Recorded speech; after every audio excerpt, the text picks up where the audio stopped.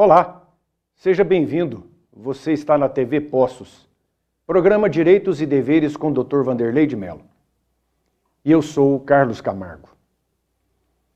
Como fazemos em todos os nossos programas, de início, reiteramos aos nossos telespectadores o endereço do escritório do Dr. Vanderlei de Mello, na Rua Santa Catarina, número 80, sala 12, aqui no centro de Poços de Caldas, bem próximo ao terminal de linhas urbanas. E aí, cartão de visita, Dr. Vanderlei de Mello, Advocacia Criminal e Execução Penal, Dr. Vanderlei de Mello e a sua colega Letícia Lima. Muito bem, semana passada, nós falamos, dentre outras coisas, da PEC, da Proposta de Emenda Constitucional, que seria votada na próxima semana, como foi, a respeito do chamado voto impresso auditável. Nós fizemos uma explicação, mas não custa repetir alguma coisa, no sentido de que a proposta dessa emenda não era para deixar de fazer o voto eletrônico, deixar de utilizar a urna eletrônica. Não. Continua o voto eletrônico. Continua a urna eletrônico. Continua do jeito que está. Porém, seria adicionado às urnas um procedimento para que, logo após a confirmação do voto, através de uma pequena impressora, ficasse ali registrado a confirmação de que aquela pessoa votou naquele candidato. Então eu citei o exemplo, eu vou lá, voto no José, vejo lá, digito o número do José, aparece o rosto do José, eu confirmo na tecla verde, aí aparece votação encerrada. Imediatamente sai um papelzinho na impressora, que lá eu estou vendo o número do José, confirmando que eu votei no José. É isso. Essa segurança para o eleitor. Só isso. Aquele papel não vai levar para casa. Ele cai dentro de uma outra urna, de uma caixa. É só para dar essa satisfação para o eleitor. Essa segurança para o eleitor, porque tudo que se fala em informática, a gente sabe aí que no mundo inteiro existem interferências de pessoas mal intencionadas, criminosas, de chamado hackers, que são aqueles grandes especialistas que entram no sistema e fazem o que eles querem. Então fica aquela dúvida. A urna disse que confirmei o voto, mas será que é verdade? Vai ficar a dúvida. Então, com essa impressão imediatamente após, acalma o eleitor, ele fica seguro que ele votou, de fato, naquele cidadão, naquele candidato. Isso foi a plenário, porque não tinha passado na Comissão de Justiça, Constituição e Justiça, mas haveria possibilidade do presidente da Câmara, deputado Ayrton Lira, colocar o voto no plenário, o que seja isso, para todo mundo votar. Essa votação é nominal. Aparece o nome do deputado e logo depois aparece o que ele votou, sim ou não. Então, sim, pelo voto impresso auditável. Teria que ter, de todos os que estavam presentes, teria que ter 308 votos para passar. Se passasse, então, iria virar lei. Já ia alterar a Constituição, porque é uma emenda à Constituição. Teria que ter uma outra votação, porque toda proposta de emenda à Constituição, ela tem que passar por 2 turnos, ou seja, 2 votações. Caso positivo. Caso positivo na primeira, repete a votação. Caso positivo na segunda, está feito a emenda constitucional. Na primeira, não passou, então não precisa ter o segundo turno. Foi o que aconteceu com esta PEC do voto impresso, auditável, conferido. Precisava de 308 votos, conseguiu 229. Mesmo sendo a maioria dos que votaram. Se fosse por uma maioria simples, passaria, porque teve a maioria dos votos.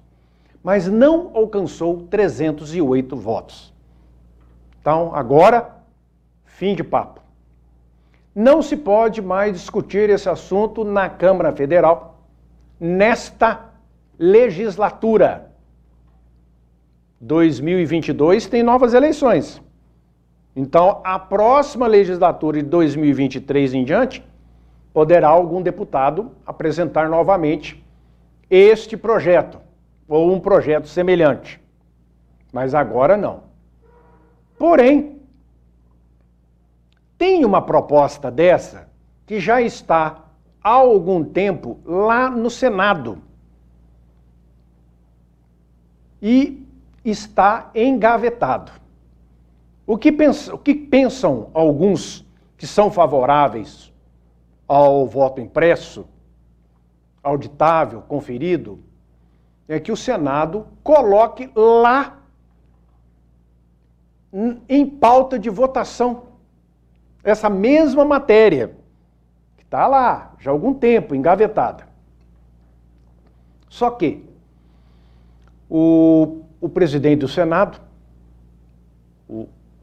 o senador Pacheco, por Minas Gerais, já adiantou que não é de interesse dele mexer nesta pauta. Então, se assim for, resta acatar o que foi votado.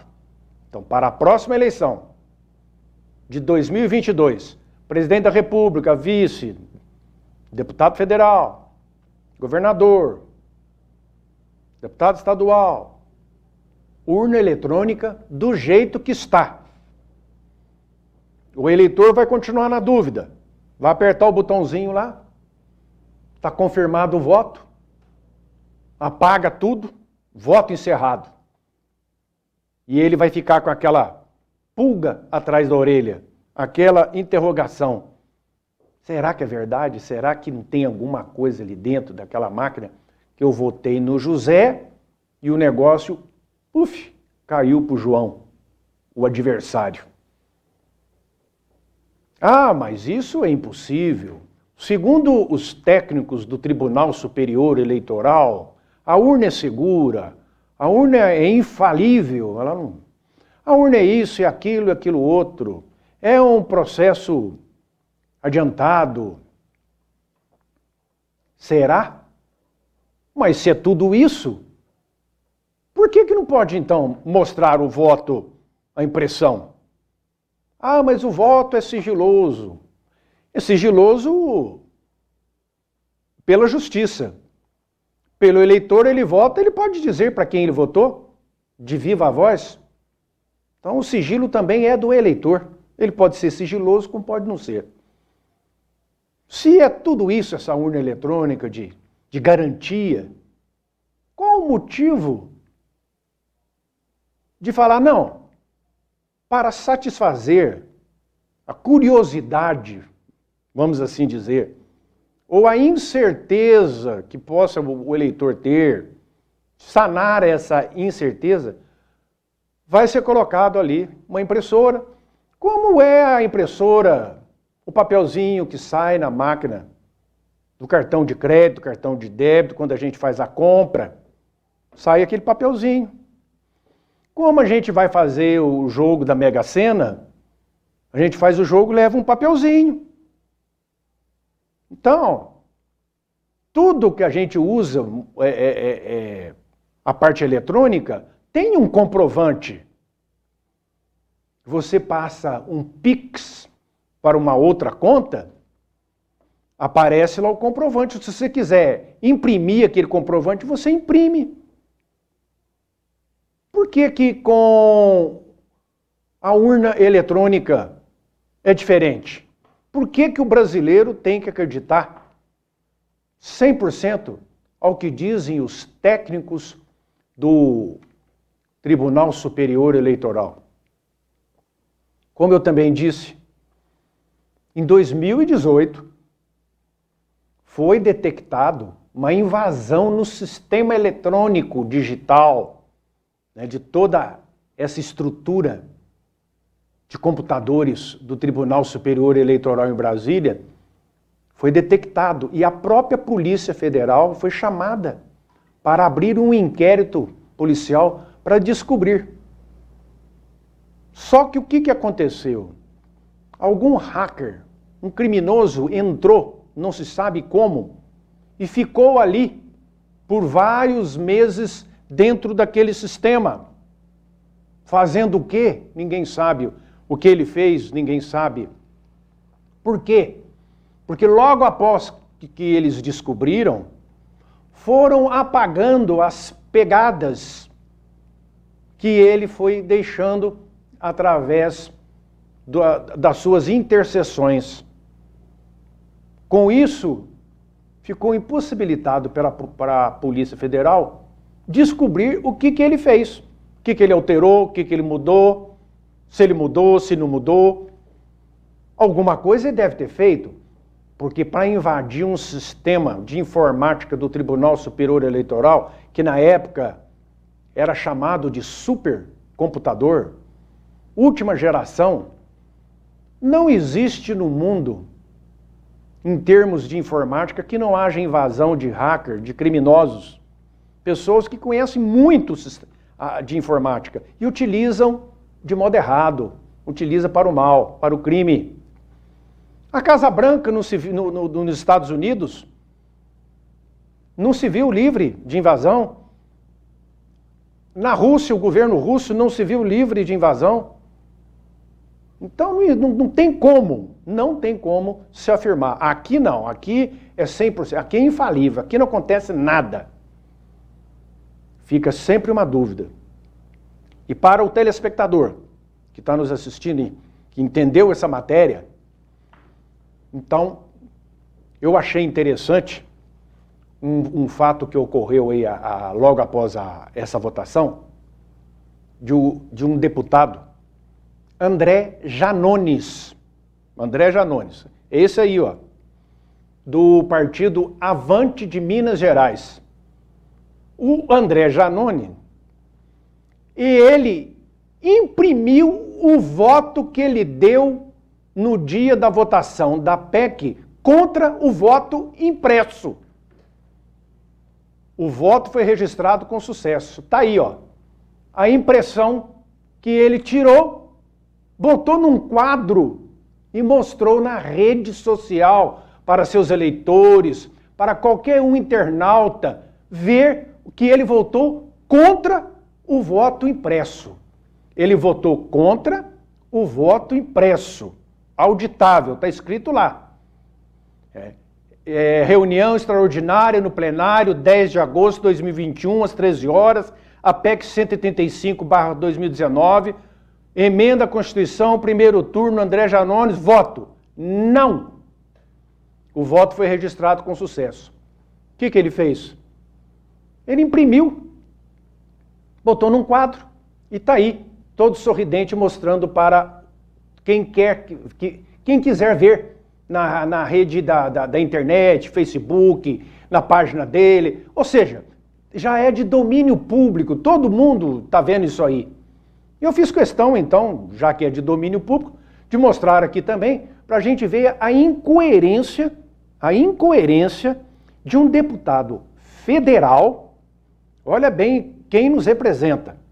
Um deputado federal que para comprovar, para mostrar, ele imprime um voto que ele deu numa votação lá na Câmara. Para ele votar voto contra que seja impresso o voto do cidadão comum na urna eletrônica. Então, para o cidadão comum que vai votar na urna eletrônica, ele votou contra. Não tem que ter impressão de voto, auditável, voto impresso, tem não. Agora, para ele mostra, através da impressão, o que ele votou. Ou seja, é inadmissível a gente entender isso vindo de um deputado federal. É um mandatário do voto do eleitor. Esse senhor, André Janones, um deputado novo, tem 37 anos, começando a carreira política, ele é aqui de Minas Gerais, é lá da região do Triângulo Mineiro, Ituiutaba, foi candidato, foi eleito com um grande número de votos pelo partido Avante. Esse partido é uma dissidência, vamos assim, foi criado por dissidentes do Partido Trabalhista Brasileiro, do PTB. É um partido que, se não me engano, elegeu 3 deputados só por Minas Gerais.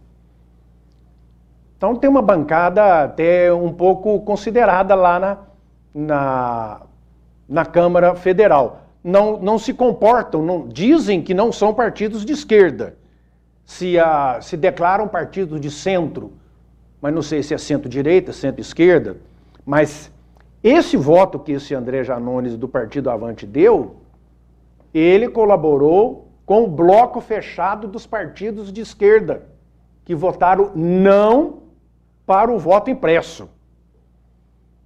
Aí fica a pergunta, por que vocês fizeram isso? Por que vocês votaram contra o voto impresso? O que tem de errado o eleitor ver, através de uma impressora, em quem ele votou?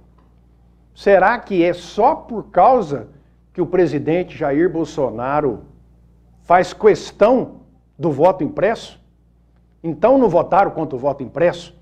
Votaram contra o presidente Jair Bolsonaro? Não sei se isso é jeito de fazer política, a verdadeira política para o bem da sociedade e da coletividade. Já já a gente volta.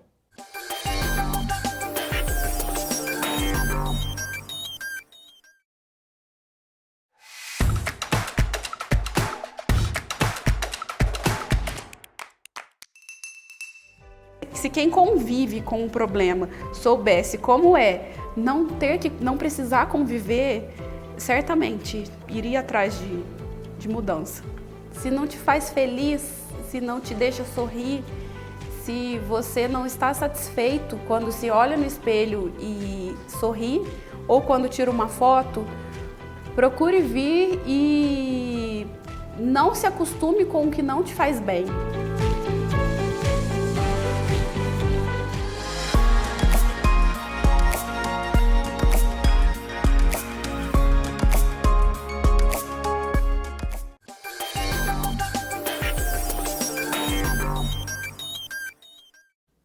Ok, estamos de volta. Como todos sabem, este aqui é o programa Direitos e Deveres. Nós tratamos aqui de leis. Leis que estão sendo votadas, leis que passaram, leis que não passaram.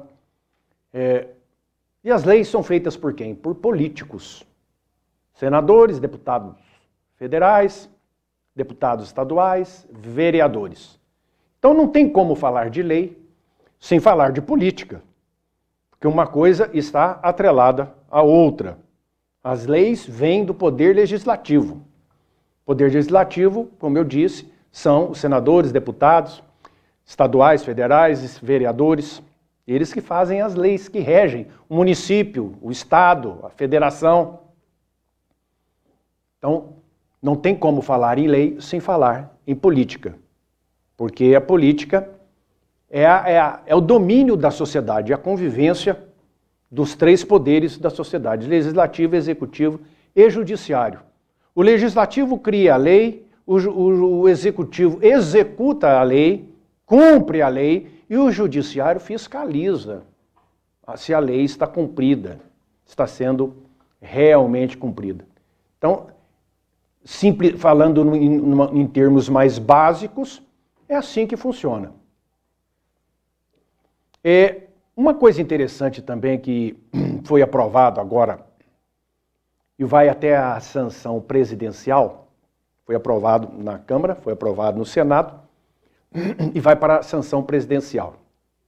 Acredito que o presidente da República não tem nem como interferir nisso aí, porque é uma vontade dos partidos. Então, seria até um desrespeito ao poder legislativo. Mas as coisas não temos aí um olhar muito correto da atitude dessa lei que foi aprovada, desse projeto, né? Lei depois que o presidente assinar. O que é? A Câmara aprova projeto que permite criação de federações partidárias. Antes de eu falar da federação partidária, propriamente dita, tem uma coisa, o que levou os políticos lá em Brasília, os comandantes dos partidos, os participantes, os deputados, senadores, a criarem essa lei da federação partidária. Federações partidárias. O que é isso? Um partido vai poder se unir a outro. Uma junção de partidos, sem perder a identidade própria. Federação é isso, é uma reunião com os mesmos fins e mesmos propósitos. Por exemplo, nós temos aí a Federação Mineira de Futebol. Então todos os times, primeira divisão, segunda divisão, por aí vai, de futebol, que são filiados a essa federação, participam e são comandados por essa federação de futebol, que promove aí os campeonatos, que depois dá acesso a campeonato brasileiro. Então, unem-se os times de futebol através de um órgão formado chamado de Federação de Futebol. Estão fazendo a mesma coisa com partidos políticos. E por quê? Há uns tempos atrás, foi votada uma coisa chamada cláusula de barreira. Isso significa que aqueles partidos que nas eleições foram alcançando menos representatividade, ou seja, elegendo menos deputados federais, eles vão se apequenando. Vão ficando partidos pequenos, partidos anões, com pouca representatividade. Então, a cláusula de barreira diz o seguinte, essa lei: se não atingir tantos por cento do eleitorado, do voto válido, não conseguir, no mínimo, tantas vagas para deputado, o partido ele é atingido pela cláusula de barreira. Ele vai perder o fundo partidário, que é essa fortuna de dinheiro que é distribuída aos partidos do dinheiro do povo, para que os candidatos possam se candidatar. O candidato não gasta nada. Gasta se ele quiser, porque o partido tem dinheiro para bancar toda a campanha de todos eles. O chamado fundo partidário. Tem um outro fundo também, que é o eleitoral. Hoje está muito em moda falar o fundão. E o que acontece? Perdendo o partido que se tornou anão, com pouca representatividade, ele perde dinheiro do fundo de participação, do fundo partidário. Ele perde tempo de propaganda eleitoral. Rádio, jornal, rádio, televisão. Então, como hoje no Brasil nós temos 33 partidos registrados com representatividade, esses partidos tendem, com a cláusula de barreira, a se acabarem. Vão implodir. E os seus políticos acabam migrando para outro partido. Isso dentro para fugir da cláusula de barreira, mas a sigla partidária perde, a sigla partidária acaba, porque não tem representante. Antes da cláusula de barreira, era até vantajoso esses partidos ficarem pequeninos, porque na época das reeleições, eles começavam a atuar como partido de aluguel. Eles ofereciam para fazer coligação com outros partidos e ganhava o que com isso? O dinheiro do fundo partidário e tempo de propaganda eleitoral gratuita. E o partido A, juntando com o partido B pequenino, também tinha mais tempo de propaganda. Os dois juntos, aí vinha mais um outro 3, vinha mais um outro 4. Jogada, partido de aluguel. Com a lei da cláusula de barreira, isso não é mais possível. Mas o que conseguiram agora? Ajeitaram o negócio. Câmara aprova o projeto que permite criação de federações partidárias. Então, os partidos vão poder se unir. Vão fazer uma federação. Tudo indica que os partidos de esquerda vão fazer a sua federação, os partidos de direita, os partidos de centro, e vão entrar nessa federação os partidos pequeninos, os partidos anões, com pouca representatividade. Isso vai dar o quê?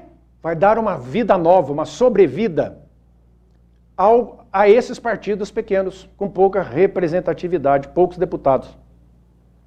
E eles vão se livrar da cláusula de barreira,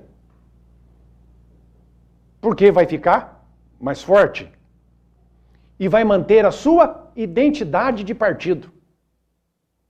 Por exemplo, um partido que vai ganhar com isso é o PCdoB, Partido Comunista do Brasil.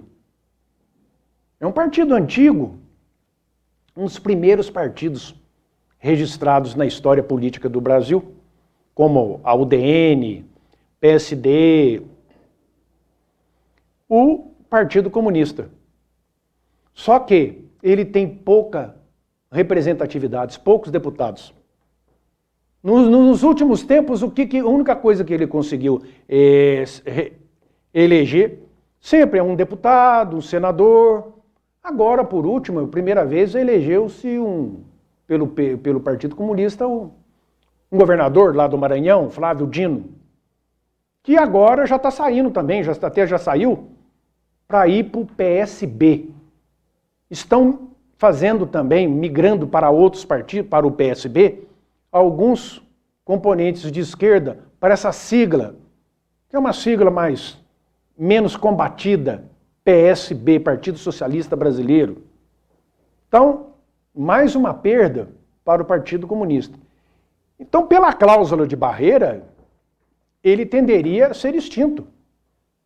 Mas agora, com a criação da federação partidária, ele vai se fortalecer. Então, essa federação vai surgir com deputados federais. E ela vai servir para o resto do Brasil. Então, aqueles partidos que estiverem compondo uma determinada federação partidária, ela tem que ser a nível federal, estadual e municipal. Então, não vai poder um governador, um prefeito, coligar na sua candidatura com um outro partido que não seja da federação. Um governador quer receber apoio, fazer coligação, ele do partido A com o partido B, C e D, mas se não estiverem na federação que ele já participa, não pode participar. Todos aqueles que vão se candidatar vão ter que obedecer à federação partidária dos deputados federais. Então aqui em Poços de Caldas, vamos citar um exemplo rapidinho para que todos possam entender. Vocês lembram da primeira candidatura do Sérgio Azevedo com o professor Flávio. Sérgio Azevedo, PSDB, professor Flávio, Rede. Vamos supor que, se naquela época a Rede não estivesse dentro da federação partidária que o PSDB se encontrava, não poderia acontecer essa coligação. Então, vai mexer muito aí no tabuleiro das próximas eleições para 2022. Semana que vem a gente volta. Obrigado pela atenção. Um grande abraço.